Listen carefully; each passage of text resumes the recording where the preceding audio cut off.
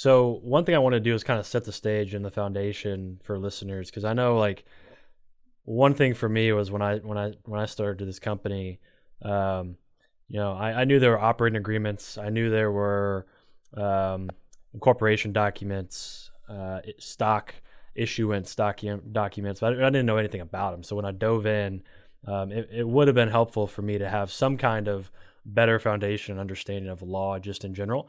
So for those people that just don't know anything about law, have never dove into it, how would you describe law to somebody that just has never touched it? Like, what's your definition? Do you ever get that question to where you've kind of gotten a good, easy answer to that question?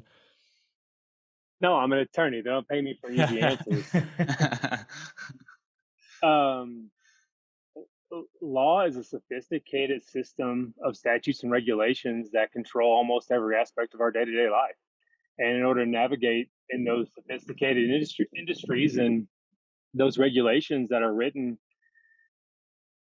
take for example the Triple P program alone. I mean, that's like that was 300 or 400 billion dollars, and the total package was 2.1 trillion. I mean, that's just a lot of rules and regulations and things that they have to put in associate with that, and it gets complicated and confusing, and people have wasted months of their life trying to interpret it just for them to change the rules. So that's a little bit about the law, and then how it can work for companies or how it can work against companies.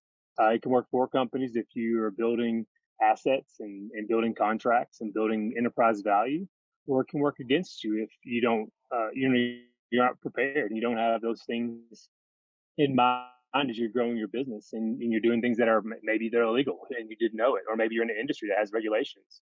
Um, but it's complicated, the answer to that, and I try to simplify it as much as I can to let you have a lot of hats as an entrepreneur, and a lawyer is literally not one that you're allowed to wear. I mean, you can try, and I take my hats off to those guys that need to do that, but I think with the access to the internet and attorneys, and I'm in Denver, Colorado right now, but you guys can talk to me right here, right now.